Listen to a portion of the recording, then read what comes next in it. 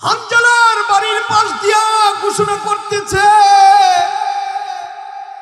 মদিনার উহুদের ময়দানে আল্লাহর নবী জিন্দা নয়। হানজালা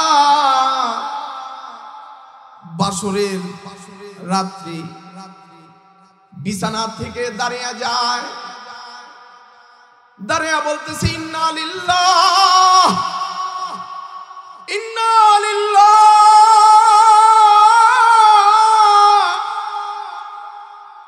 হানজালা তরবারিটা বের করে নিজের খঞ্জরে তরবারিটা ঢুকিয়ে রাখল,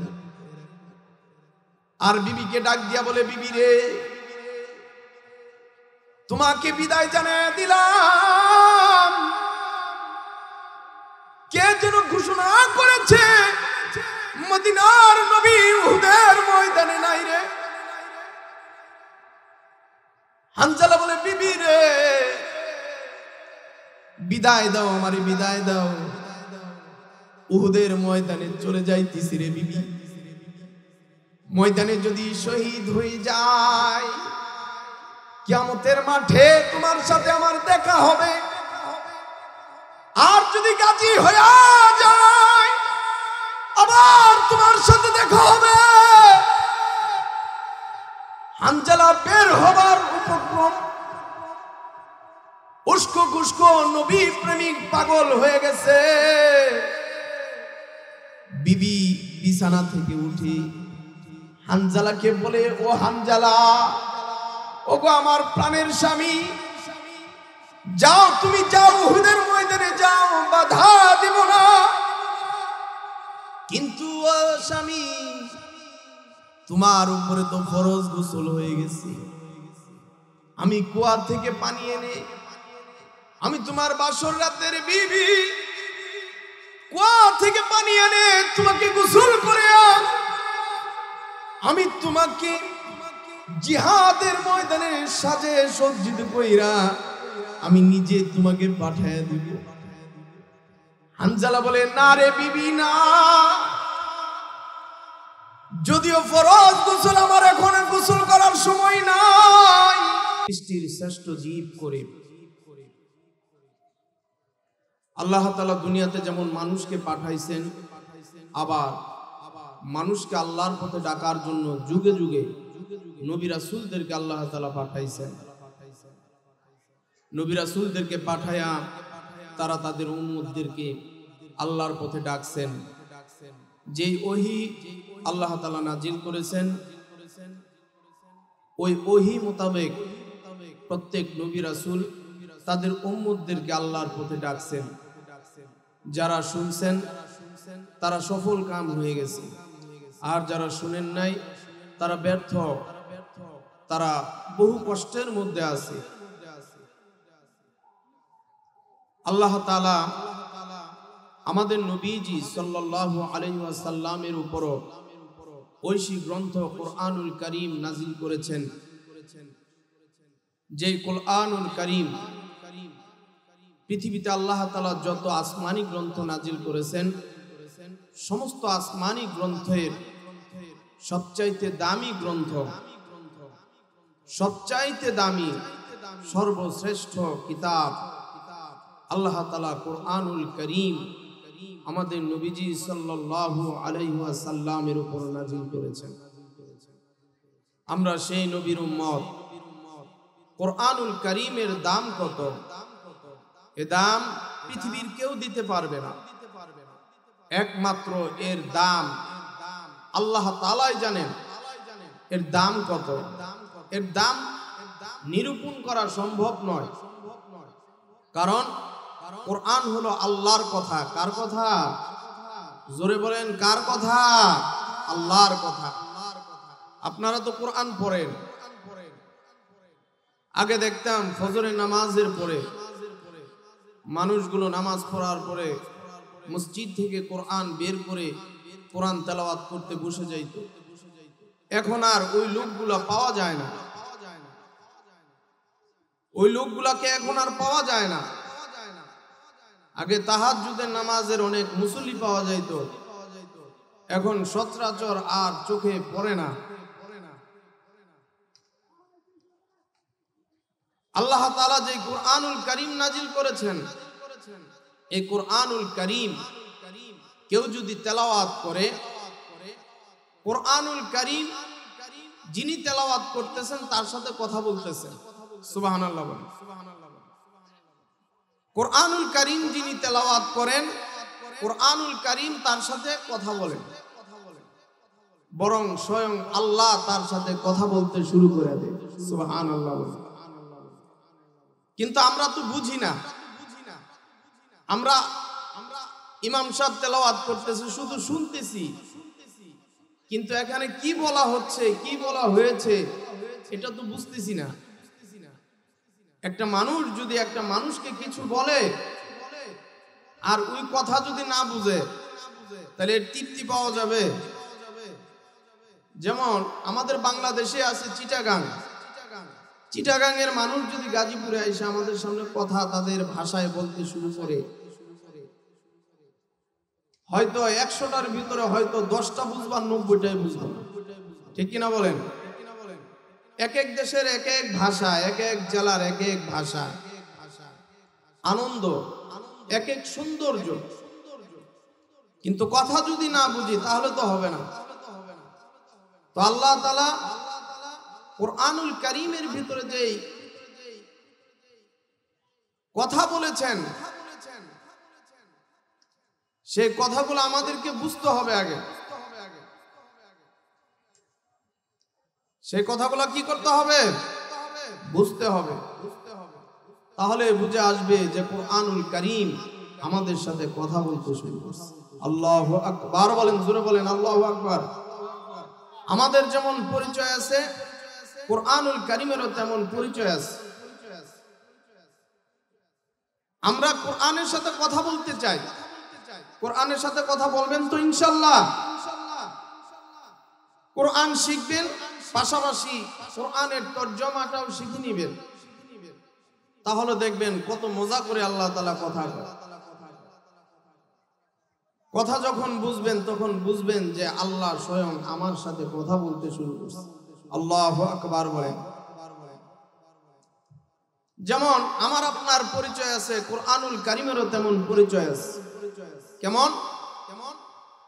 কোরআনকে যদি জিজ্ঞেস করি, ও কোরআন বলো তোমার নাম কি, তো কোরআন বলে বাল হুয়া কুরআনুম মাজিদ। কোরআন বলে আমার নাম হলো কুরআনুম মাজিদ। কোরআনকে যদি জিজ্ঞেস করি, ও কোরআন বলো দুনিয়াতে আসার আগে তুমি কোথায় ছিলে, তো কোরআন বলে ফি লাউহিম মাহফুজ।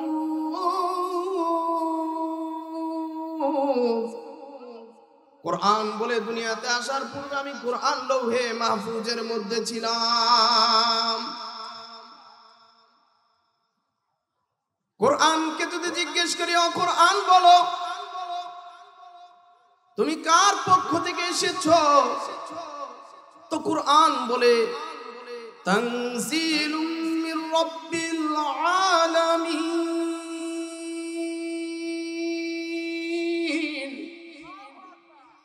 কোরআন বলে আমি বিশ্ব জগতের প্রতিপালক মহান রব্বুল আলামিনের পক্ষ থেকে নাজিল হয়েছি। এবার কোরআনকে জিজ্ঞেস করি, ও কোরআন বলো কে তোমার নিয়ে আসছে এক জায়গা থেকে আরেক জায়গায় যাওয়ার জন্য? তো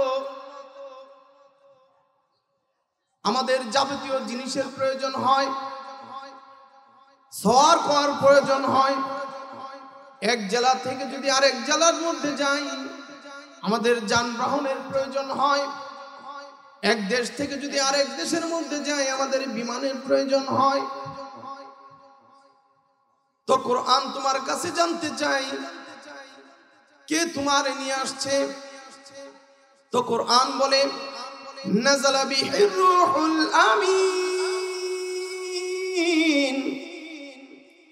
কোরআন বলে আমারে রূহুল আমিন আজ জিবরাইল আমিন ফেরেশতা নিয়ে আসছে। আল্লাহু আকবার, জোরে বলেন, আরো জোরে বলেন আল্লাহু আকবার। এবার কোরআনকে জিজ্ঞেস করি, কোরআন বলো তুমি কোন ভাষায় নাজিল হয়েছ? পৃথিবীতে তো বহু ভাষা আছে। আমরা বাংলাদেশের মানুষ বাংলা ভাষায় কথা বলি, ভারতের মানুষ হিন্দি ভাষায় কথা বলে, পাকিস্তানের মানুষ উর্দু ভাষায় কথা বলে, সৌদির মানুষরা আরবিতে কথা বলে, ইউরোপ কান্ট্রির মানুষরা ইংরেজিতে কথা বলে। তো কোরআন তোমার কাছে জানতে চাই তুমি কোন ভাষায় নাজিল হয়েছ? তো কোরআন বলে কি বিলিসানিন আরাবিয়্যিন মুবিন। কোরআন বলে আমি বাংলা ভাষায় নাজিল হই নাই, কারণ বাংলা ভাষা দুনিয়াতে চলবে, পরকালে চলবে না। আমি হিন্দি ভাষায় নাজিল হই নাই, আমি উর্দু ভাষায় নাজিল হই নাই, আমি ইংরেজি ভাষায় নাজিল হই নাই, আমি ফার্সি ভাষায় নাজিল হই নাই। আমি এমন এক ভাষায় নাজিল হয়েছি যেই ভাষাটা দুনিয়া চলে এবং আখিরাতের মধ্যে চলে,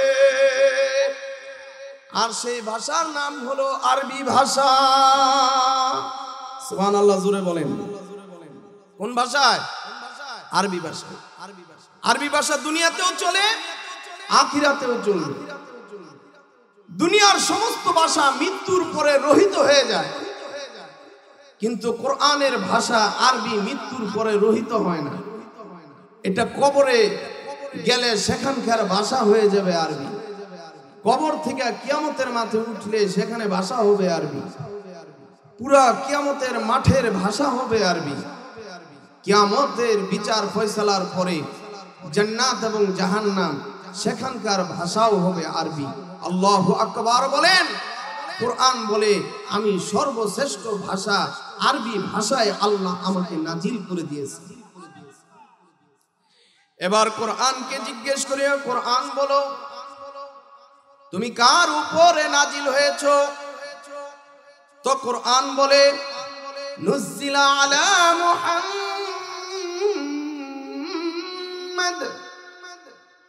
নুজ্জিলা আলা মুহাম্মাদ। কোরআন বলে আমি মুহাম্মদ সাল্লাল্লাহু আলাইহি ওয়াসাল্লামের উপর নাজিল হয়েছি। এবার যদি কোরআনকে জিজ্ঞেস করি, কোরআন বলো তুমি কবে নাজিল হয়েছ?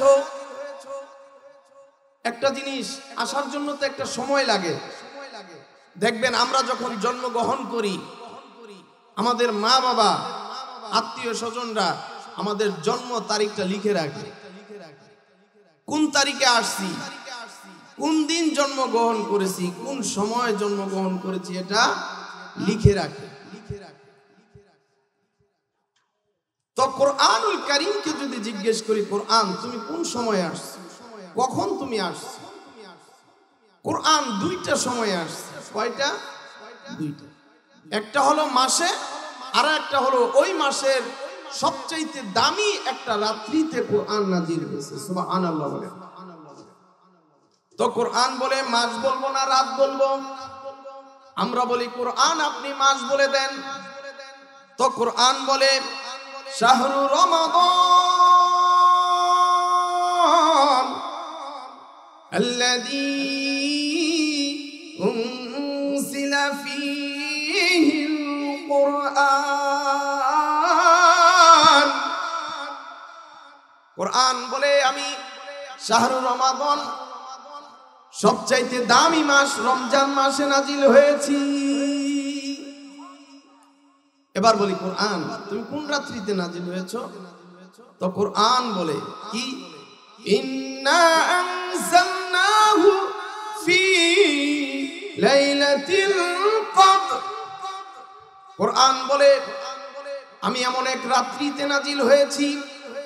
এই যে প্রতি বছর দিনের পরে রাত আসে, রাতের পরে দিন আসে, এই যে ঘূর্ণায়মান এই সমস্ত রাত্রির চাইতে সর্বশ্রেষ্ঠ একটা রাত আল্লাহ তাআলা বানাইছেন, যেই রাত্রিতে আল্লাহ তাআলা তার অসংখ্য বান্দাদেরকে মাফ করে দেন।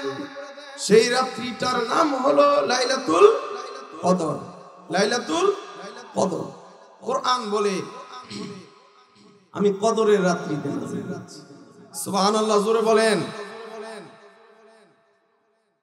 এবার কোরআনকে জিজ্ঞেস করে, কোরআন তোমার কাছে জানতে চাই তুমি কেন আসছো, তোমার আসার উদ্দেশ্যটা কি?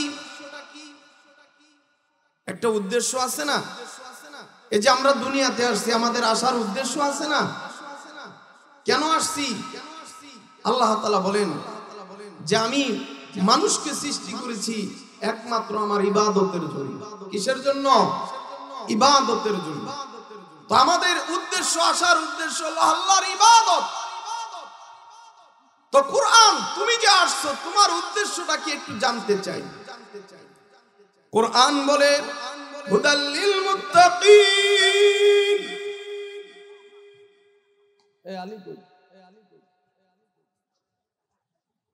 তো কোরআন বলে আমার আসার উদ্দেশ্য হলো হুদাল লিল মুত্তাকিন,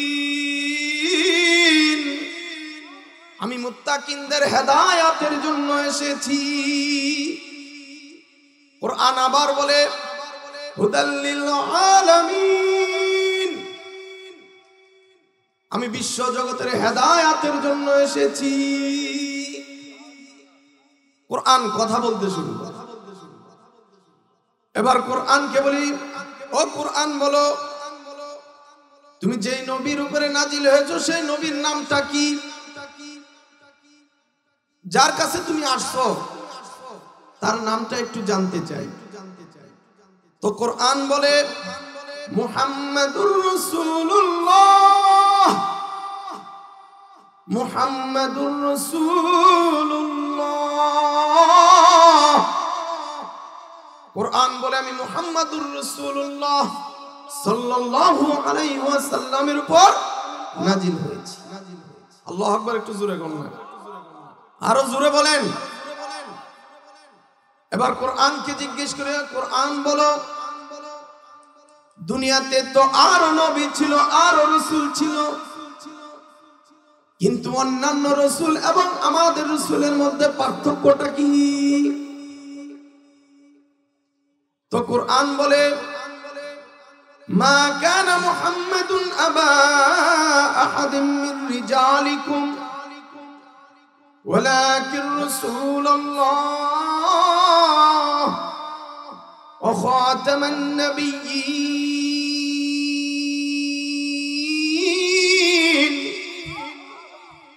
কোরআন বলে অন্যান্য রাসূল এবং তোমাদের রাসূলের মধ্যে পার্থক্য হলো আদম থেকে নিয়ে ঈসা পয়গম্বর পর্যন্ত যত নবী রাসূল আসছে, সমস্ত নবী রাসূলরা দুনিয়াতে আসছে, কিন্তু তারা খাতামুন নবিয়্যিন। তারা কি খাতামুন নবিয়্যিন না, শেষ নবী না, কিন্তু আখিরি জামানার নবী, যার উপরে আমি কোরআন নাজিল হয়েছি, তিনি হলেন একমাত্র সর্বশ্রেষ্ঠ নবী এবং তিনি হলেন আখিরি নবী। তারপরে আর কোন নবী আল্লাহ তাআলা দুনিয়াতে পাঠান। আল্লাহু আকবার বলেন।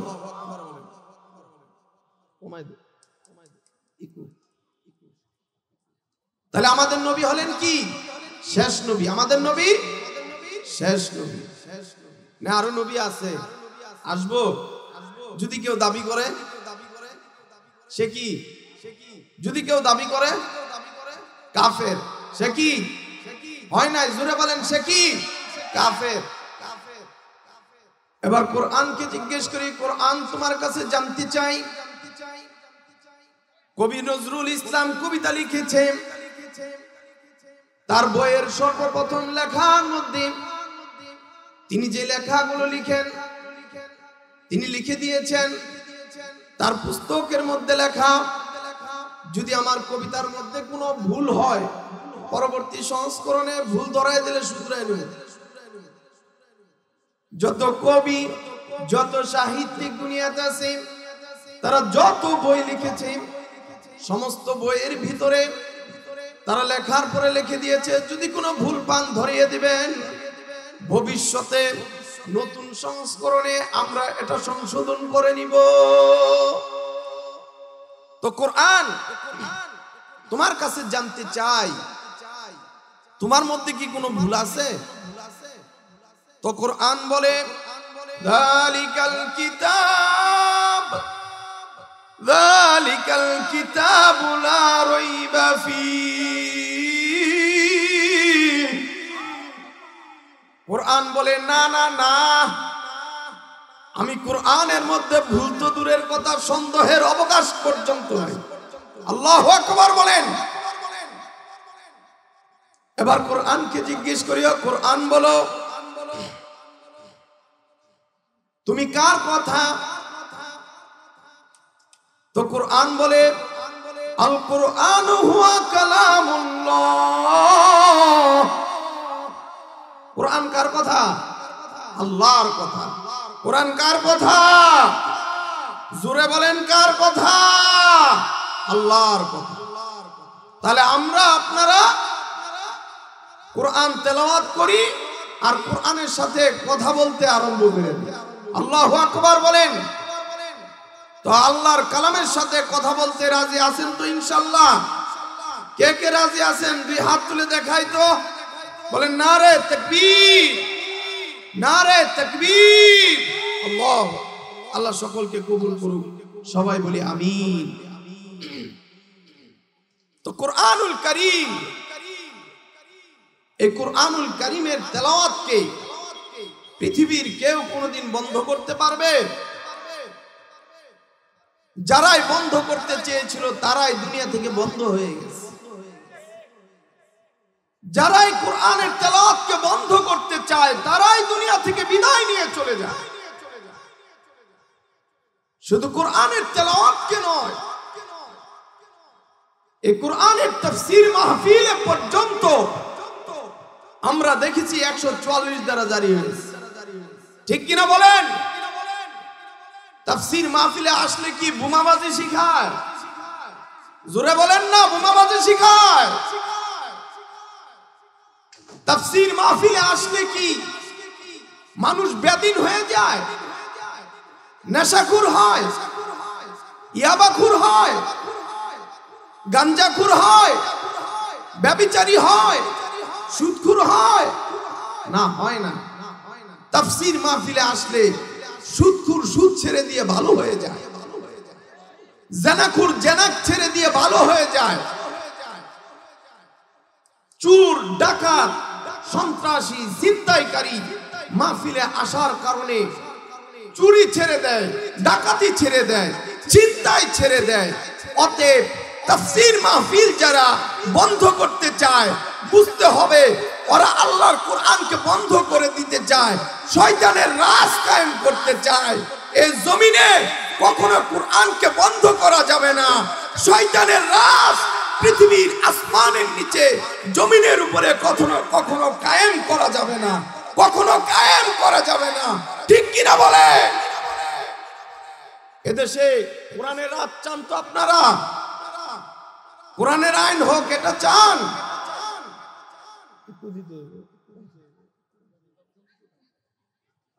তাহলে আমরাও চাই এদেশে কোরআনের আইন চালু হয়ে যায়। কারণ কোরআনের আইন চালু হলে এদেশে আর সন্ত্রাস থাকবে না, জেনাখুর থাকবে না, দুর্নীতি থাকবে না, মানুষের বিছানার নিচে গরিব মানুষের তেল পাওয়া যাবে না, মানুষের বিছানার নিচে গরিব মানুষের খেটে খাওয়া কর দেওয়া অর্থ সম্পদ পাওয়া যাবে না। ঠিক কিনা বলে? তো কোরআনের আয়াত তো দূরের কথা, কোরআনকে কখনো বন্ধ করা যাবে না। তবে হ্যাঁ, যুগে যুগে কোরআনের বিরোধিতা করা হবে, কারণ এখনো আবু জেহেলের নাতি পুতিরা দুনিয়াতে জিন্দা আছে। ঠিক কিনা বলেন? নবীজির ওয়ারিস আলেম ওলামা যেমন আছে, আবু জেহেল, আবুল আহাব, উতবা, সাইবার মতো তাদের অনুসারীরাও আজও পর্যন্ত দুনিয়াতে আছে।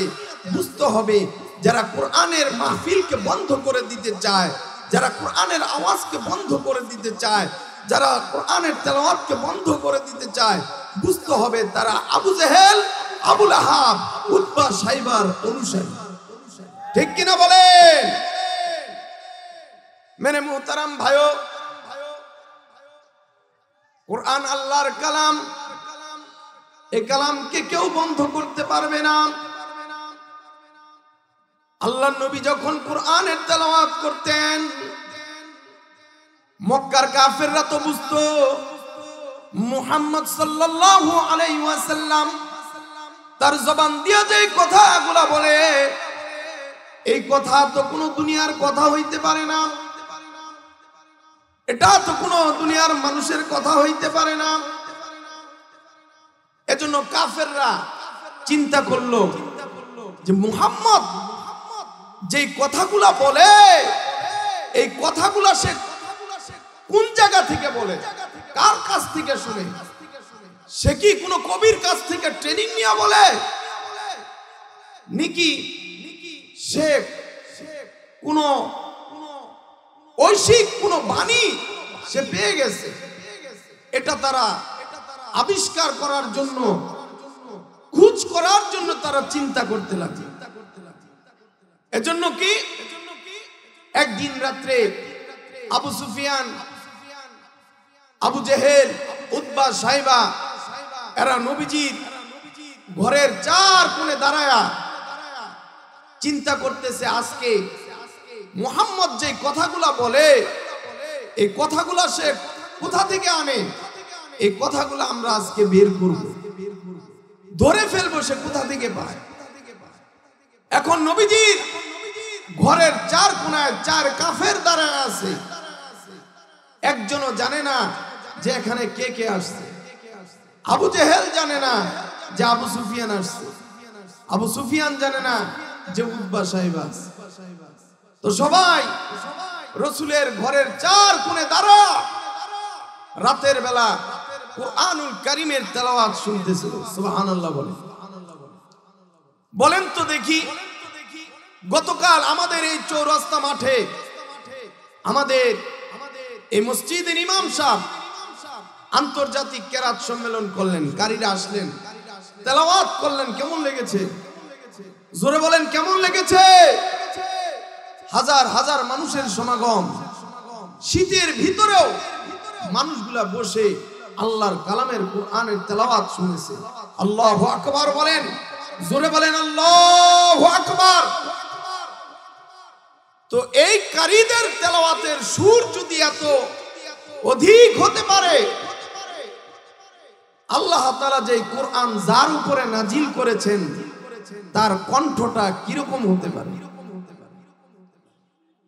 সাধারণ আলেম ওলামাদের, কারি সাহেবদের তেলাওয়াত শুনে যদি আমরা ঘন্টার পর ঘন্টা চলে যায়, তাহলে আল্লাহর নবীর উপরে যে কোরআন আল্লাহ নাজিল করেছেন, সেই নবীজি যখন তেলাওয়াত করতেছিলেন, তেলাওয়াতের মধুরতাটা, সৌন্দর্যটা কেমন ছিল? আল্লাহু আকবার বলে। আবু জেহেল ঘরের এক কোণে দাঁড়িয়ে নবীজির কোরআনের তেলাওয়াত শুনতেছে, আবু সুফিয়ান, উতবা, সাইবা কোরআনের তেলাওয়াত শুনতেছে। গভীর রাত হয়ে যায়। আবু জেহেল ভাবে আরেকটু শুনে আমি বাড়ি যাব। আবু সুফিয়ান, উতবা, সাইবা চিন্তা করতেছে কোরআনের তেলাওয়াতটা আরেকটু শুনে বাড়ি যাই। এরকম করতে করতে ফজরের ওয়াক্ত হয়ে গেছে, কোনো সারা শব্দ পর্যন্ত নাই। ফজরের ওয়াক্ত যখন হয়েছে, চিন্তা করলো এবার বাড়িতে চলে যাই। আবু জেহেল রওনা দিয়েছে, আবু সুফিয়ান, উতবা, সাইবা রওনা দিয়েছে। পথিমধ্যে একজন আরেকজনের সাথে দেখা হয়ে যায়। আবু জেহেল বলে, এই কে? আবু সুফিয়ান বলে, আমি আবু সুফিয়ান। উতবা, সাইবা বলে, কয় তোমরা কে? কয় আমরা উতবা, সাইবা। কয় তোমরা এখানে কি করো? আবু সুফিয়ান বলে, আবু জেহেল মুহাম্মদ যে কথাগুলো বলে ওই তেলাওয়াতটা আমরা শুনতেছিলাম। আবু জেহেল বলে আমিও তো শুনতে এসেছি।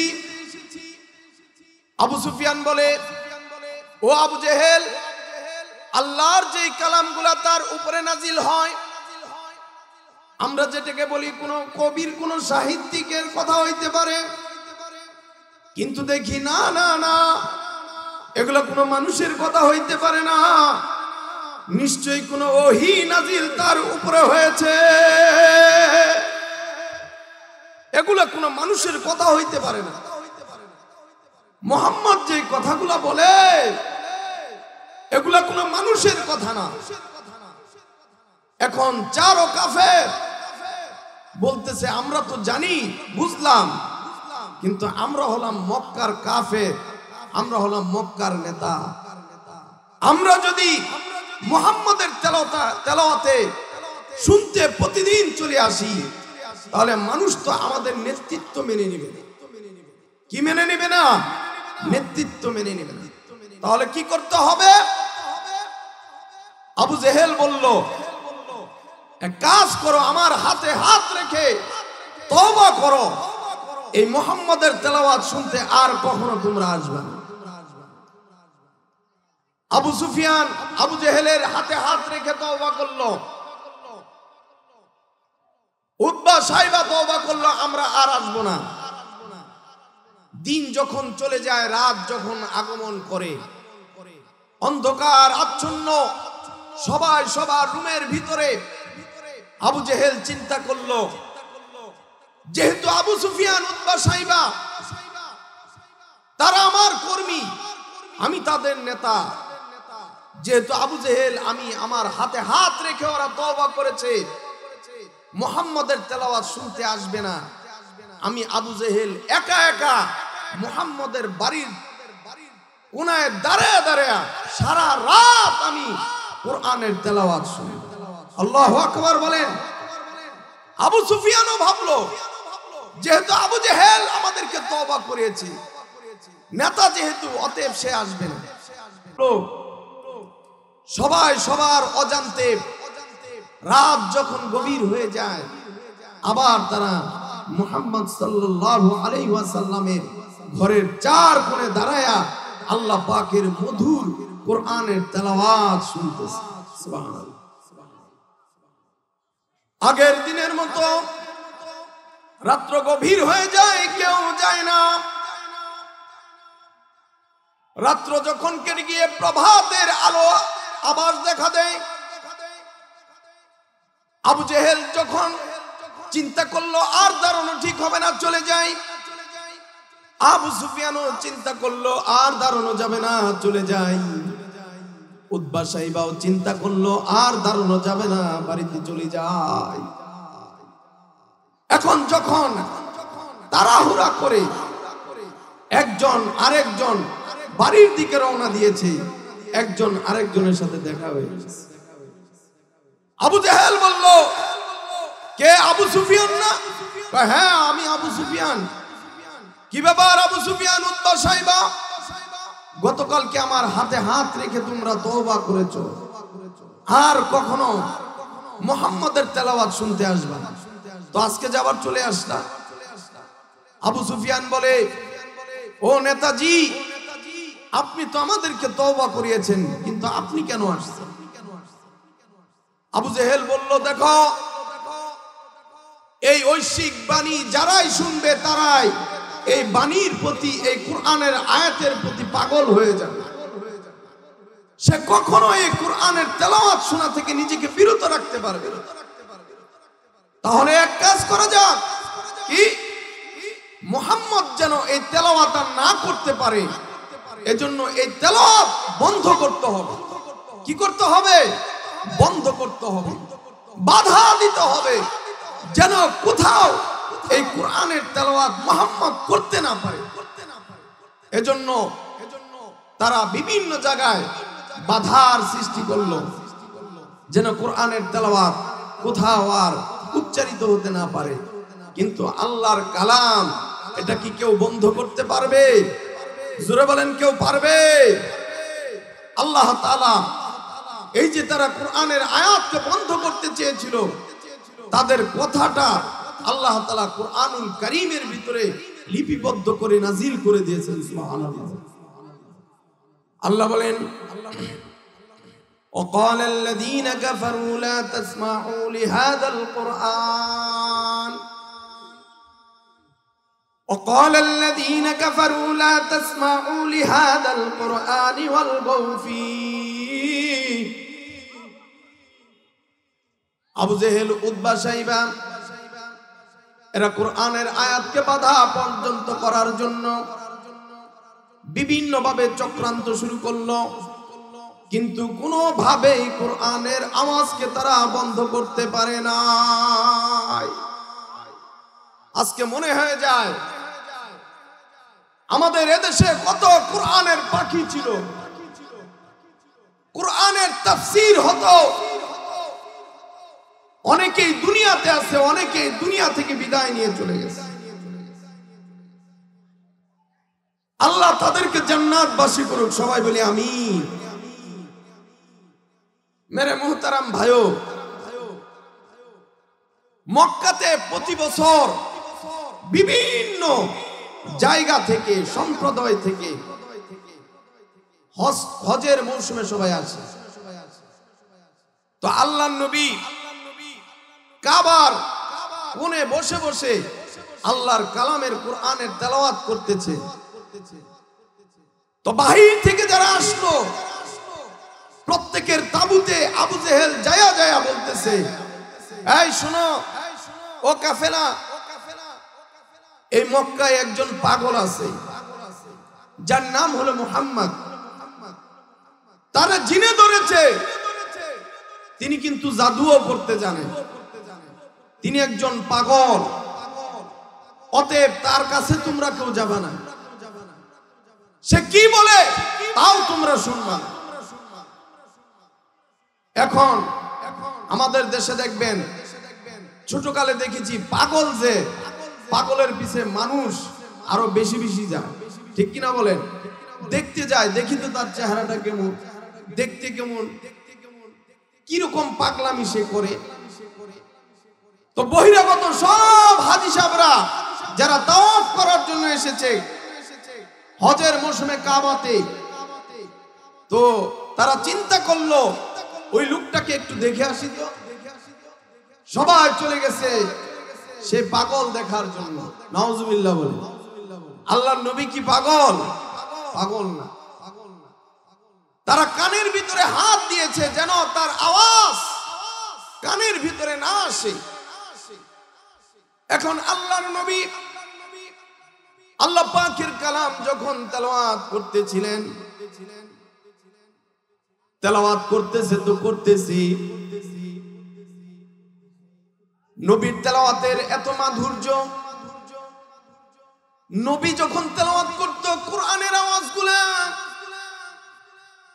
যদি কোন কাফের শুনতে পেত, এই কোরআনের আওয়াজগুলা কানের ভিতরে যাইয়া ওই মানুষটার অন্তরের ভিতরে কোরআনের আওয়াজগুলা স্পর্শ করে ফেলত। কোরআনের আয়াতের তেলাওয়াত নবীজির যারাই শুনতো কলিজার ভিতরে আঘাত লাগতো, চিন্তা করতো এটা কার বাণী।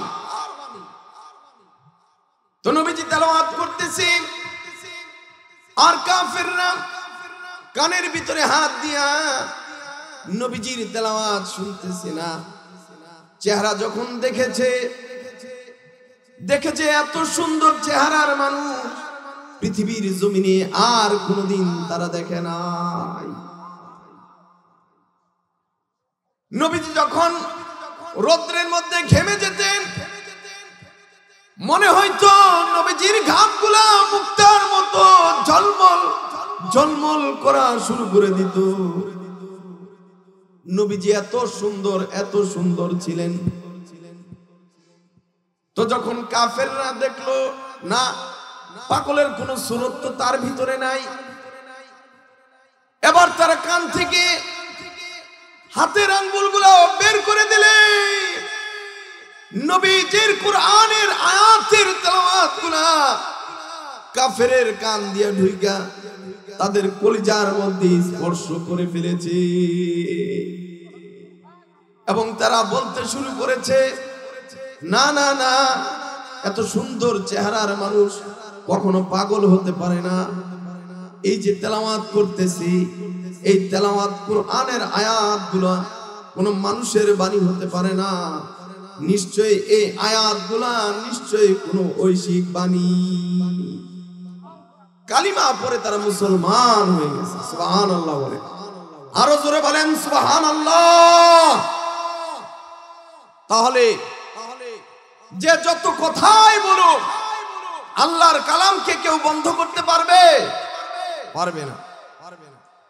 সমস্ত সমস্যার সমাধান আল্লাহ তাআলা কুরআনুল কারীমের মধ্যে রেখে দিয়েছে, কিন্তু আমরা দেখি না। আমরা কি করি না?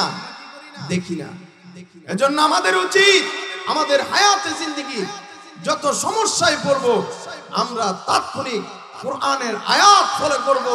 আল্লাহ তাআলা এই কোরআনের ভিতরে সমস্ত দুনিয়ার মানুষের সমস্যার সমাধান রেখে দিয়েছেন। সুবহানাল্লাহ বলে, আরো বলে বেরেন সুবহানাল্লাহ। সমাধান চাও যদি জীবনে মরণে, ফিরে যাও খুঁজে নাও চোখ রাখো কোরআনে। ঠিক কিনা বলেন?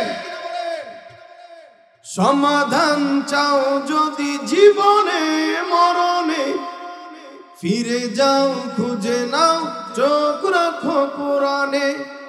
সমাধান চাও যদি জীবনে মরণে, ফিরে যাও খুঁজে নাও চোখ রাখো কোরআনে। আমরা কোরআনে চোখ রাখবো তো ইনশাআল্লাহ, তবেই পাবে সুখ শান্তির ঠিকানা, তবেই পাবে সুখ শান্তির ঠিকানা। যদি মেনে নাও তুমি মনে প্রাণে, সমাধান সমাধান চাও যদি জীবনে মরণে, ফিরে যাও খুঁজে নাও চোখ রাখো কোরআনে। সমাধান চাও যদি জীবনে মরণে, ফিরে যাও খুঁজে নাও চোখ রাখো কোরআনে। এই কোরআনের বাণী অম্লান, চিরস্থায়ী, চিরঞ্জীব। এই কোরআনের বাণী কখনো ধ্বংস হবে না। ঠিক কিনা বলেন? এত চির অম্লান চির মুক্তির ডাক, এ যে মহাবাণী খোদারি কালামে পাক। এত চির অম্লান চির মুক্তির ডাক, এ যে মহাবাণী খোদারি কালামে পাক। এই দুনিয়ায় আর সেই দুনিয়ায়, এই দুনিয়ায় আর সেই দুনিয়ায়, শান্তি পাবে তুমি দুজাহানে। সমাধান সমাধান চাও যদি জীবনে মরণে, ফিরে যাও খুঁজে নাও চোখ রাখো কোরআনে। ঠিক কিনা বলেন? এই কোরআনের বাণী কি শুধু মুসলমানের? এই কোরআনের বাণী মুসলমানের না, শুধু এই কোরআনের বাণী শুধুমাত্র মুমিনের জন্য নয়, এই কোরআনের বাণী কোন গোষ্ঠীর জন্য নয়। এই কোরআনের বাণী আল্লাহ নাজিল করেছেন সারা দুনিয়ার মানুষের হেদায়েতের জন্য। আল্লাহু আকবার বলে, এ বাণী সকলের নয় শুধু মুমিনের, যারাই চলবে মেনে ফল পাবে কোরআনের। সবাই বলেন, এ বাণী সকলের নয় শুধু মুমিনের, যারাই চলবে মেনে ফল পাবে কোরআনের। ঘরে বলো কিবা রাষ্ট্রে বলো, ঘরে বলো কিবা রাষ্ট্রে বলো, অশান্তি দূর করে শান্তি আনে।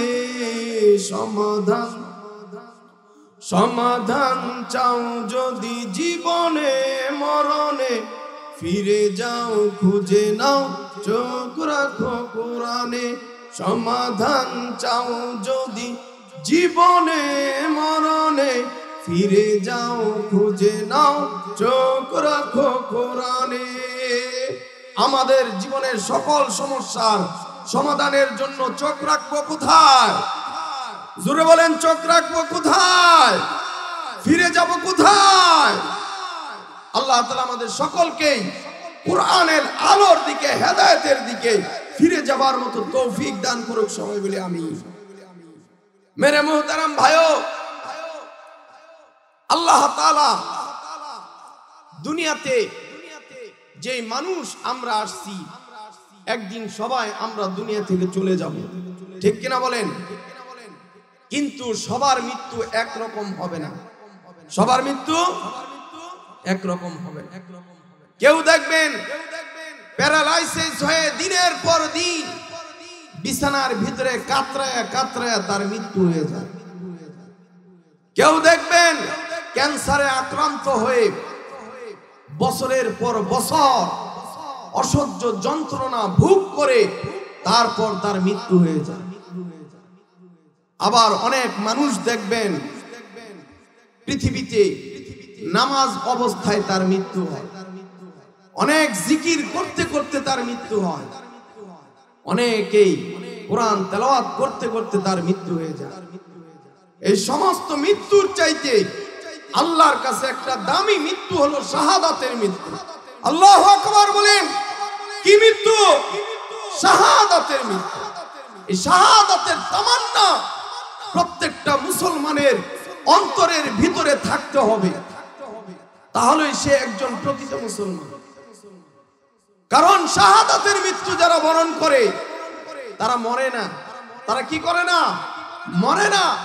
হয়তো দুনিয়া থেকে মৃত্যুর মাধ্যমে প্রস্থান করে এক জায়গা থেকে আরেক জায়গায় সফর করে।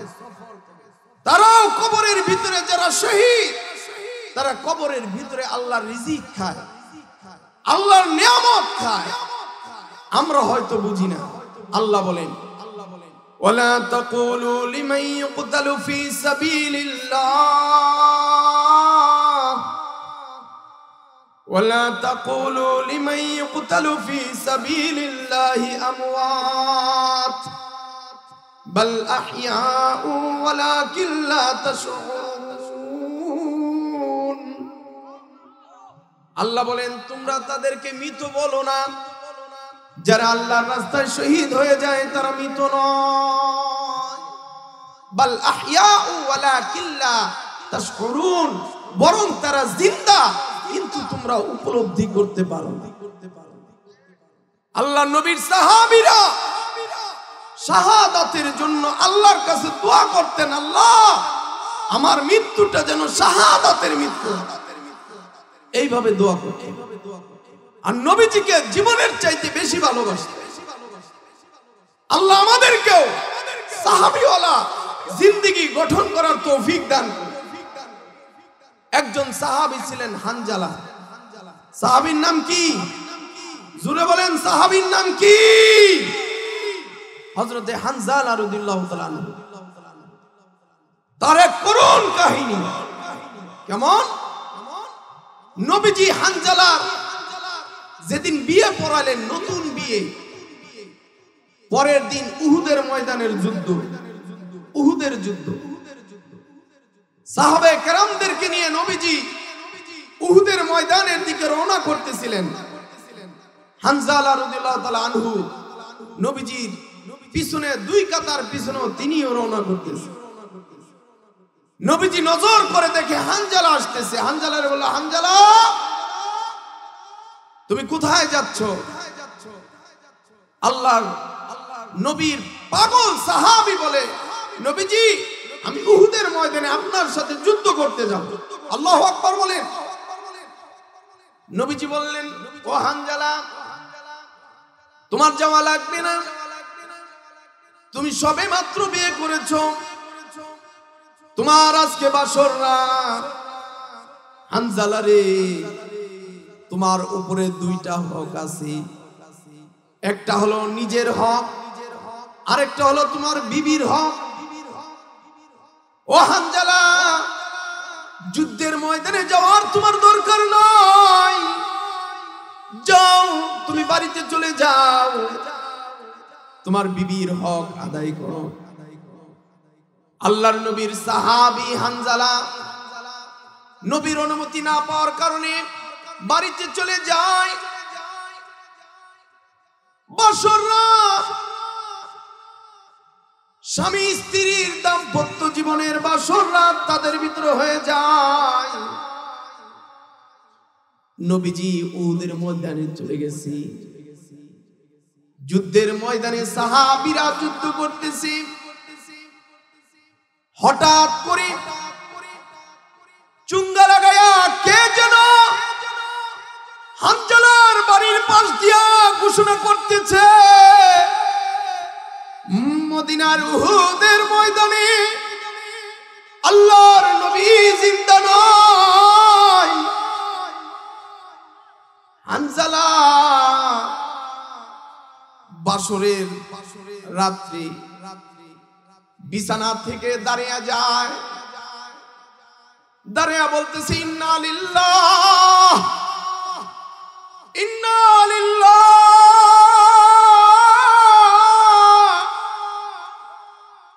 হানজালা তরবারিটা বের করে নিজের খঞ্জরে তরবারিটা ঢুকিয়ে রাখল।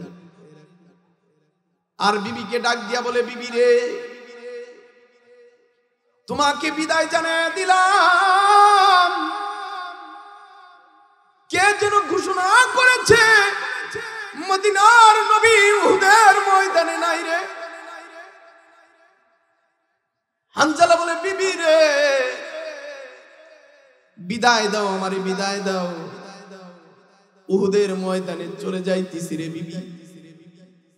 ময়দানে যদি শহীদ হয়ে যায়, কিয়ামতের মাঠে তোমার সাথে আমার দেখা হবে। আর যদি গাজী হয়ে যায়, আবার তোমার সাথে দেখা হবে। হানজালা বের হবার উপক্রম, উস্কো খুস্কো নবী প্রেমিক পাগল হয়ে গেছে। বিবি বিছানা থেকে উঠে হানজালাকে বলে, ও হানজালা, ওগো আমার প্রাণের স্বামী, যাও, তুমি যাও, উহুদের ময়দানে যাও, বাধা দেব না। কিন্তু ও স্বামী, তোমার উপরে তো ফরজ গোসল হয়ে গেছে। আমি কুয়া থেকে পানি এনে, আমি তোমার বাসর রাতের বিবি, কুয়া থেকে পানি এনে তোমাকে গোসল করে আমি তোমাকে জিহাদের ময়দানে সাজে সজ্জিত কইরা আমি নিজে তোমাকে পাঠায় দিব। হানজালা বলে, না রে বিবি না, যদিও ফরজ গোসল আমার এখন গোসল করার সময় নাই, কারণ আমার দিনের নবী উহুদের ময়দানে কেমন আছে আমি হানজালা জানি না। এই বলে হানজালা একটা দৌড় দিয়া উহুদের ময়দানে, যুদ্ধের ময়দানে কাফেরদের সাথে যুদ্ধ করতেছি। কাফেরদের মাঝখানে ঢুইকা গেছে হানজালা। যুদ্ধ করতে করতে উহুদের ময়দানে কাফেরের তরবারির আঘাতে ছিন্ন ভিন্ন হানজালা শাহাদাতের পেয়ালা পান করে ফেললো। আল্লাহু আকবার বলেন। নবীর সাহাবী হানজালা শাহাদাত বরণ করলে যুদ্ধের শেষে যখন শহীদদেরকে একত্রিত করা হইতেছিল, সাহাবারা শহীদদের লিস্ট করে নবীজির বলল, নবীজি, উহুদের ময়দানে 70 জন সাহাবী শহীদ হয়ে গেছে। নবী বললেন, ও সাহাবীরা, শহীদদেরকে একত্রিত করে দাও। আর শহীদদের যারা আল্লাহর রাস্তায় শহীদ হয় ওদেরকে গোসল করানোর প্রয়োজন হয় না। আল্লাহর বিধান হলো, আমার রাস্তায় যদি কেউ শহীদ হয়ে যায়, দুনিয়ার গোসলের দরকার নাই, রক্ত মাখা অবস্থায় তাদেরকে দুনিয়ার জমিনে দাফন করে দাও। কিয়ামতের মাঠে আমার রাস্তায় যারা শহীদ হয়েছে রক্ত মাখা ওই জামা কাপড় সহকারে আমার সামনে দাঁড়াবে। আল্লাহর নবী বলে, সাহাবীরা শহীদদেরকে একত্রিত করো। 70 জন শহীদের ভিতরে সবাইকে যখন একত্রিত করলো, একটা শহীদের লাশ পাওয়া যাইতেছে না। সাহাবীরা বলল, নবীজি 70 জনের লিস্ট হয়েছে, শহীদ 69 জন পেয়েছি, কিন্তু একজনের পাওয়া যাইতেছে না। নবী বলে, কারে? কেউ জানে না কে কে? নবী বলে, পুরা উহুদের ময়দানটা খুঁজে বেড়াও, আমার কোন সাহাবীর লাশ পাওয়া যাইতেছে না। সবাই উহুদের ময়দানে খুঁজতেছে, কিন্তু পায় না। হঠাৎ করে যুদ্ধের ময়দানে যখন শেষ, নবীজিও আক্রান্ত। হঠাৎ করে এক পাশ থেকে হানজালার বিবি পর্দা সহকারে আসলো। আসার পরে সাহাবাদেরকে বলল, ও সাহাবীরা, এখানে দয়াল নবী, মায়ার নবী কোথায়? সাহাবীরা বলে, ও মা, ও বোন, তোমাকে তো চিনতে পারলাম না, তুমি কে? মেয়েটা বলে, আল্লাহর নবীকে যা বলেন, আমি হলাম তার পাগল সাহাবী হানজালার বিবি। সাহাবী যা বলে, ওগো নবী, আপনার সাথে একজন মহিলা দেখা করার জন্য এসেছে। নবী বলে, কে এসেছে? সাহাবী উত্তর দেয়, নবী গো, আপনার পাগল সাহাবী হানজালার স্ত্রী এসেছে।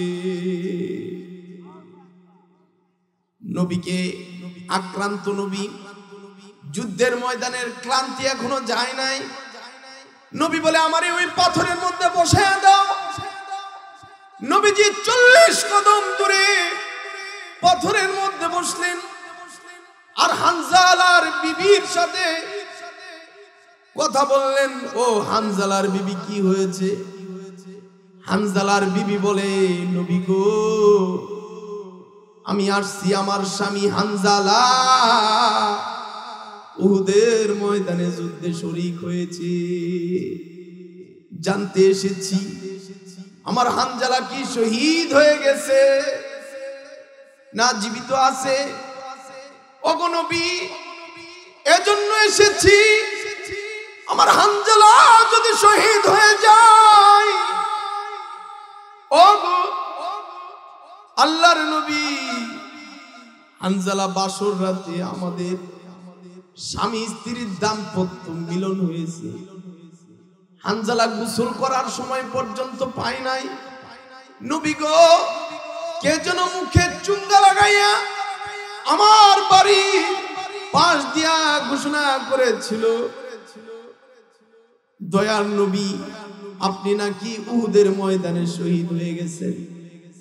এই কথা যখন হানজালা শুনলো, নবীজি তরবারিটা খুইলা আর এক মুহূর্ত দেরি করে নাই, আমাকে বলেছে, ও বেবি, যেখানে নবী দুনিয়াতে নাই, উহুদের ময়দানে চলে গেলাম। তোমার সাথে হয়তো যদি যুদ্ধের পরে ফিরে আসি দেখা হবে, আর যদি যুদ্ধে শহীদ হয়ে যায়, কিয়ামতের মাঠে বিবি তোমার সাথে দেখা হবে। আল্লাহু আকবার বলেন। কিয়ামতে এই কথা বইলা হানজালা তো চলে আসছে, নবীজি ফরজ গোসল তো করে নাই। এবার নবী এলান করে দিলেন, এই দেখো তো 70 জনের মধ্যে হানজালার লাশ আছে কিনা। দেখে না না না, হানজালার লাশ খুঁজে পাওয়া যায় না। হযরতে হামজা রাদিয়াল্লাহু তাআলা আনহু, নবীজির চাচা হামজা, তার লাশটা যখন সামনে আসছে, হযরতে হামজা রাদিয়াল্লাহু তাআলা আনহু কান দুইটা কাফেররা কাইটা ফেলাইছে। হাত দুইটা কাইটা ফেলাইছে, নাকটা কেটে ফেলছে, চোখ দুইটা খুলে ফেলছে, কলিজাটা ছিঁড়ে হামজা রাদিয়াল্লাহু তাআলা আনহুর ভিতর থেকে কলিজাটা বের করে ফেলেছে। নবীজি এত কাঁদতেছে হামজার লাশ দেখা, আহারে আমার চাচা রে, কাফেররা এত নির্মম ভাবে শহীদ করেছে। নবীজি এত পরিমাণ কাঁদতেছে। এরপরে হানজালার লাশ তারপর খুঁজে পাওয়া যায় না। চিন্তা করতেছে হানজালার লাশটা কোথায়। নবীজি কাঁদতেছে। হঠাৎ করে মাথাটা আসমানের দিকে উঠাইলে দেখে মাওলা পাকের 7টা আসমানের দরজা খুলে গেছে। 7টা আসমানের দরজা টাক টাক করে খুলে গেছে। নজর করে দেখে বাইতুল মামুর, যেখানে ফেরেশতাদের মসজিদ, 70,000 ফেরেশতা নবীর পাগল সাহাবী হানজালার লাশটা ধোয়াইতেছে। আল্লাহু আকবার বলেন, জোরে বলেন আল্লাহু আকবার। নবীজি নজর করে দেখে হানজালার লাশ দুনিয়ার কোন সামান্য পানি দিয়া ধোয়ানো হচ্ছে না, হাউজে কাউসারের পানি দিয়া হানজালার লাশটা 70,000 ফেরেশতা ওই হানজালার লাশটা ধোয়াইয়া সেখানে বাইতুল মামুরেই নবীর সাহাবী হানজালার জানাজা হইতেছে। আল্লাহু আকবার বলেন। নবীজি আবার মাথাটা আসমানের দিক থেকে নিচের দিকে নামাইয়া মুচকি হাসা দিছে। যেই নবী কিছুক্ষণ পরে কাঁদতেছিলেন কিছুক্ষণ পূর্বে, এখন নবী আবার হাসে। সাহাবীরা বলে, ও আল্লাহর নবী, কিছুক্ষণ পূর্বে দেখলাম আপনি কাঁদতেছেন, আর এখন দেখি আপনি হাসতেছেন, বিষয়টা বুঝতে পারলাম না। আল্লাহর নবী বলে, ও সাহাবীরা, এইমাত্র আসমানের দিকে নজর করে দেখলাম বাইতুল মামুরের মধ্যে 70,000 ফেরেশতা আমার প্রাণের সাহাবী হানজালার লাশটা গোসল দিতেছে। গোসল শুধু দিতেছে না, সেখানে ফেরেশতারা পর্যন্ত আমার সাহাবী হানজালার জানাজা পড়াইতেছে। আল্লাহু আকবার বলেন। নবী বললেন, হানজালার লাশ দুনিয়ার কোন পানি দিয়া গোসল করানো হচ্ছে না, জান্নাতের হাউজে কাউসারের পানি দিয়া হানজালার লাশ 70,000 ফেরেশতা গোসল করে বাইতুল মামুরের ভিতরে জানাজা পড়াইতেছে। এই কথা যখন বললেন, 69 জন যে শহীদের লাশ পাওয়া গেল, 69 জনের পরের লাশটা দেখে এখন আল্লাহর কুদরতে হানজালার লাশটা দুনিয়াতে চলে আসছে। আল্লাহু আকবার বলেন। নবীজি শহীদদেরকে দাফন করে দিলেন। আল্লাহর নবীর পাগল হানজালা ফরজ গোসল করার পর্যন্ত সময় পায় নাই। নবীর মায়া, কার মায়া? জোরে বলেন, কার মায়া? নবীর ইন্তেকালের খবর শোনার সাথে সাথে হানজালা ছুটে গেছে, নিজের জানের চিন্তা করে নাই। আর সেই নবীকে যদি এদেশের কুলাঙ্গা কোন কাদিয়ানি গোষ্ঠী যদি নবীর ইজ্জতের উপর আঘাত করে, হানজালার মতো শহীদ হতে রাজি আছেন তো ইনশাআল্লাহ? জোরে বলেন, রাজি আছেন তো ইনশাআল্লাহ? নিজেদের জীবন নবীর জন্য উৎসর্গ করতে রাজি আছেন তো ইনশাআল্লাহ? আল্লাহ কবুল করুক। সবাই বলে আমি। কাদিয়ানি চিনেন? আমি এখন নিয়ত করেছি প্রত্যেকটা মাহফিলে নবীর ইজ্জত রক্ষার্থে, নবীর মহব্বত ভালোবাসার কারণে প্রত্যেকটা মাহফিলে কাদিয়ানীদের পরিচয় মুসলমানদের সামনে উপস্থাপন করব। এজন্য যদি আমার জানও দিতে হয় প্রস্তুত আছি। আপনারা প্রস্তুত আছেন তো ইনশাআল্লাহ?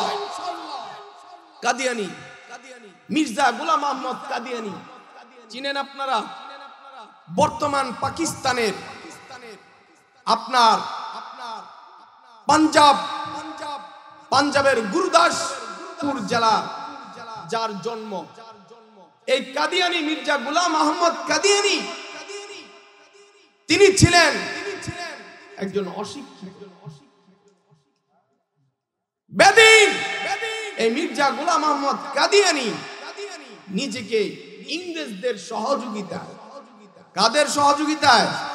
ইংরেজদের সহযোগিতায় তাদের ফাঁদে পা দিয়ে মুসলমানদের ভিতরে ফিতনা ছড়ানোর জন্য নিজেকে নবী পর্যন্ত দাবি করে ফেলেছে। নাউজুবিল্লাহ বলেন। সে নিজেকে নবী দাবি করেছে। তার পরিচয় হলো সে কেমন? তার মায়ের নাম হলো চেরাগ বিবি, বাবার নাম হলো মির্জা গোলাম। এমনকি এই মির্জা গোলাম আহমদ কাদিয়ানী তখনকার সময়ে আপনার পরীক্ষার মধ্যে ফেল পর্যন্ত। নবীরা কোন পরীক্ষায় ফেল করে? এই বলেন, নবীরা কখনো পরীক্ষায় ফেল করে? ইব্রাহিম আলাইহিস সালাম আগুনে পড়েছেন, নমরুদ ফেলে দিয়েছিল, সেখানে ইব্রাহিম নবী পড়েছিল। সেই ইব্রাহিম নবীকে আল্লাহ হেফাজত করেছেন আগুন থেকে। পরীক্ষায় ইব্রাহিম নবী পাস করেছেন। আল্লাহু আকবার বলেন। মুসা আলাইহিস সালাতু ওয়াস সালাম নীল নদ দিয়ে পার হইতেছিলেন, পিছনে ফেরাউন তাড়া করেছিল। আল্লাহ তাআলার নামে নীল নদ দিয়ে আল্লাহ তাআলা রাস্তা বানিয়ে দিয়েছেন মুসার জন্য। মুসা পরীক্ষায় পাস করেছে না ফেল করেছে? আল্লাহ তাআলা আমাদের নবীকেও অসংখ্যবার পরীক্ষা করেছেন। এই পরীক্ষায় আমাদের নবী পাস করেছে না ফেল করেছে? তাহলে মির্জা গোলাম আহমদ কাদিয়ানী, তুমি পরীক্ষায় ফেল করলা, তুমি নবী হয়ে গেলে, ঠিক কিনা বলেন? মির্জা গোলাম আহমদ কাদিয়ানী তার অনুসারী ইংরেজদের সহযোগিতায়, ইহুদি নাসারাদের সহযোগিতায় পৃথিবীর বিভিন্ন প্রান্তে ছড়ায়া ছিটায় রয়েছে। আমাদের গাজীপুরে রয়েছে। এই চৌরাস্তা মসজিদ থেকে এক সময় ঘোষণা দেওয়া হয়েছিল কাদিয়ানীরা আক্রমণ করেছে। তারা জয়দেবপুরে আমাদের জায়গা পর্যন্ত কিনেছে কাদিয়ানীরা মসজিদ করার জন্য। কালিয়াকুরে তারা সম্মেলন করতে চেয়েছিল, তৌহিদি জনতার কারণে পারে না। আমাদের এই গাজীপুরের চৌরাস্তায় আশপাশে বহু কাদিয়ানী আছে, হয়তো আমি আপনি জানি না। আমাদের সাথে নামাজ পড়ে না, কিন্তু আমাদের লেবাস ঠিকই ধরেছে, মুসলমান ঠিকই দাবি করে। এখন মানুষ তো বুঝে, আরে এত বড় সুন্নতি লেবাস, নিশ্চয় ইসলামের অনেক বড় একজন আলেম, ঠিক কিনা বলেন? কিন্তু টাটকা শয়তান। টাটকা কি? শয়তান। নবীর রাসালাতের উপরে এই মির্জা গোলাম আহমদ কাদিয়ানী আঘাত করেছে, নিজেকে নবী দাবি করেছে। যে নিজেকে নবী দাবি করে, বুঝতে হবে মানব সভ্যতার সবচাইতে চির দুশ্মন এই মির্জা গোলাম আহমদ কাদিয়ানী, ঠিক কিনা বলেন? বাংলাদেশের কোথাও এই কাদিয়ানী সম্প্রদায়কে প্রশ্রয় দেওয়া যাবে না। প্রশ্রয় কি করা যাবে না? দেওয়া যাবে না।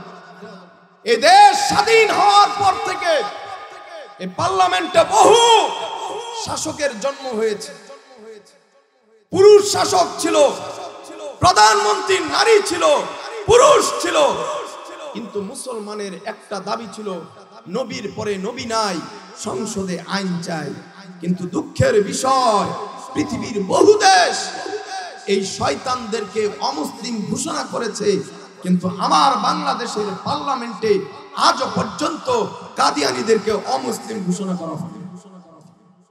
আমরা জানিয়ে দিতে চাই, এ পর্যন্ত যেহেতু কাদিয়ানীদেরকে অমুসলিম ঘোষণা করা হয় নাই, এদেশের এখনো কোনো সরকার প্রতিষ্ঠিত হয় নাই। যেই সরকারি বাংলাদেশে নির্বাচনের মধ্যে আসুক না কেন, সর্বপ্রথম জানিয়ে দিতে চাই, ওই সরকার প্রধান অবশ্যই বাংলাদেশ থেকে মুসলমানের প্রথম দাবি থাকবে, নবীর দুশমনদেরকে পার্লামেন্ট থেকে ঘোষণা করতে হবে। এই কাদিয়ানীরা বাংলাদেশে অমুসলিম এবং তারা কাফের থাকবে, কাফের হিসেবে বসবাস করবে, নতুবা বাংলাদেশের সীমানা থেকে বের হয়ে যেতে হবে। এটা আমাদের দাবি। মেরে মোহতারাম ভাইও, কাদিয়ানীরা কিন্তু অনেক উগ্র। তারা নবীর রিসালাতের উপরে আক্রান্ত করার জন্য বিভিন্ন ভাবে পায়তারা তারা করতেছে। আল্লাহ বলেন, মা কানা মুহাম্মাদুন আবা আহাদিম মির রিজালিকুম, মা কানা মুহাম্মাদুন আবা আহাদিম মির রিজালিকুম ওয়ালাকিন রাসূলুল্লাহ ওয়া খাতামান নাবিয়্যিন। আল্লাহ বলেন, আমার নবীকে আমি খাতামুন নবিয়্যিন বানাইছি। অতএব আমার নবীর পরে কেউ যদি নবী দাবি করে, বুঝতে হবে ও সরাসরি শয়তানের বন্ধু। শয়তানের কি বন্ধু? অতএব কাদিয়ানীরা মুসলিম না কাফের? যারা কাদিয়ানীদেরকে কাফের মনে করবেন না তারাও কাফের, যারা কাদিয়ানীদেরকে কাফের মনে করে না তারাও কাফের। এমনকি যারা কাদিয়ানীদের বিরুদ্ধে কথা বলার শক্তি আছে কিন্তু কথা বলে না, বুঝতে হবে ও কাফের। যারা কাদিয়ানীদের সমর্থন করবে ওরাও কাফের, ঠিক কিনা বলেন? অতএব কাদিয়ানীদেরকে কাফের ঘোষণা করতে হবে। কাদিয়ানীরা অমুসলিম, যেহেতু তারা এদেশে বসবাস যদি করতে চায় অমুসলিম হিসেবে বসবাস করবে। আমাদের দেশে হিন্দু রয়েছে, তাদের ব্যাপারে আমাদের কোনো কথা নাই। আমাদের দেশে খ্রিস্টান বসবাস করে, তাদের ব্যাপারে আমাদের কোনো কথা নাই। আমাদের দেশে বৌদ্ধ বসবাস করে, তাদের বিরুদ্ধে আমাদের কোনো কথা নাই। কিন্তু মুসলিম লেবাস পরে, মুসলমান নাম ধারণ করে, ইসলামের নাম ধারণ করে আমার নবীকে আক্রান্ত করবে, নবীর ইজ্জতের উপরে আক্রান্ত করবে, নবীর দুশমন হিসেবে পরিচয় দিবে, না না না, তা হবে না, তা হবে না। এটা বাংলাদেশের কোনো মুসলমান মেনে নিতে পারে না। এজন্য কাদিয়ানীরা কি? কাফের। সবাই বলেন কাফের, কাফের। হয় নাই? জোরে বলেন কাফের, কাফের, কাফের, কাফের। নবীর পরে নবী নাই, সংসদে আইন চাই। নবীর পরে নবী নাই, ছুটে আয় ইসলামেরই নির্ভীক সৈনিকেরা, খতম করে কাদিয়ানীদের সকল আস্তানা। ছুটে আয় ইসলামেরই নির্ভীক সৈনিকেরা, খতম করে কাদিয়ানীদের সকল আস্তানা। ছুটে আয় ইসলামেরই নির্ভীক সৈনিকেরা, খতম করে কাদিয়ানীদের সকল আস্তানা। ওলিদের এই ভূমিতে, ওলিদের এই ভূমিতে বিপ্লবী ওই মশাল জ্বালা। ওলিদের এই ভূমিতে, ওলিদের এই ভূমিতে বিপ্লবী ওই মশাল জ্বালা। ছুটে আয় ইসলামেরই, সবাই বলেন ছুটে আয় ইসলামেরই নির্ভীক সৈনিকেরা, খতম করে কাদিয়ানীদের সকল আস্তানা। ছুটে আয় ইসলামেরই নির্ভীক সৈনিকেরা, খতম করে কাদিয়ানীদের সকল আস্তানা। নবীর শানে বেয়াদবি করেছে কাদিয়ানী, সবাই বলেন নবীর শানে বেয়াদবি করেছে কাদিয়ানী, নবীর শানে বেয়াদবি করেছে কাদিয়ানী। মুসলমানের একটা দাবি, কাফের কাফের কাদিয়ানী। মুসলমানের একটা দাবি, জোরে বলেন মুসলমানের একটা দাবি, নবীর শানে বেয়াদবি করেছে কাদিয়ানী। মুসলমানের একটা দাবি, কাফের কাফের কাদিয়ানী। ওলিদের এই ভূমিতে, ওলিদের এই ভূমিতে কাদিয়ানীদের ঠাঁই হবে না। ওলিদের এই ভূমিতে, ওলিদের এই ভূমিতে কাদিয়ানীদের ঠাঁই হবে না, ঠিক কিনা বলেন? নবীর পরে নবী নাই, সংসদে আইন চাই। নবীর পরে নবী নাই, সংসদে আইন চাই। বাংলাদেশের সীমানায় ওদের কোনো জায়গা নাই, ঠিক কিনা বলেন? নবীর পরে নবী নাই, সংসদে আইন চাই। বাংলাদেশের সীমানায় ওদের কোনো জায়গা নাই, বাংলাদেশের সীমানায় ওদের কোনো জায়গা নাই ওলিদের এই ভূমিতে, ওলিদের এই ভূমিতে ওদের কোনো প্রশ্রয় নাই, ওলিদের এই ভূমিতে ওদের কোনো জায়গা নাই। ঠিক কিনা বলেন? ছুটে আয় ইসলামেরই নির্ভীক সৈনিকেরা, খতম করে কাদিয়ানীদের সকল আস্তানা। ছুটে আয় ইসলামেরই নির্ভীক সৈনিকেরা, খতম করে কাদিয়ানীদের সকল আস্তানা। আমরা স্পষ্ট ভাষায় ঘোষণা দিতে চাই, যারা নবীর দুশমন থাকবে ওদের কোনো জন্ম পরিচয় নাই। যারা নবীর দুশমন থাকবে ওদের কোনো বংশীয় পরিচয় নাই। যারা নবীর দুশমন থাকবে ওদের কোনো পারিবারিক পরিচয় নাই। যারা নবীর দুশমন থাকবে ওর কোনো দলীয় পরিচয় নাই। যারা নবীর দুশমন থাকবে ওদের কোনো রাজনৈতিক পরিচয় নাই। যারা নবীর দুশমন থাকবে ওদের কোনো রাষ্ট্রীয় পরিচয় নাই। যারা নবীর দুশমন হবে ওদের কোনো আন্তর্জাতিক পরিচয় নাই। যারা নবীর দুশমন ওদের একটাই পরিচয়, ওরা আল্লাহর দুশমন। যারা নবীর দুশমন ওদের একটাই পরিচয়, ওরা কোরআনের দুশমন। যারা নবীর দুশমন হবে ওদের একটাই পরিচয়, ওরা মুসলমানের দুশমন। যারা নবীর দুশমন হবে ওরা হলো মানব সভ্যতার সবচাইতে নিকৃষ্ট মানুষ। ঠিক কিনা বলে? আল্লাহ তাআলা আমাদের সকলকেই এই কাদিয়ানীদের ফিতনা থেকে রক্ষা করুক। সবাই বলি আমিন। এই বলেই আমি আমার আলোচনা শেষ করছি। আসসালামু আলাইকুম ওয়া রাহমাতুল্লাহি ওয়া বারাকাতুহু। Presents by Kuakata media centre.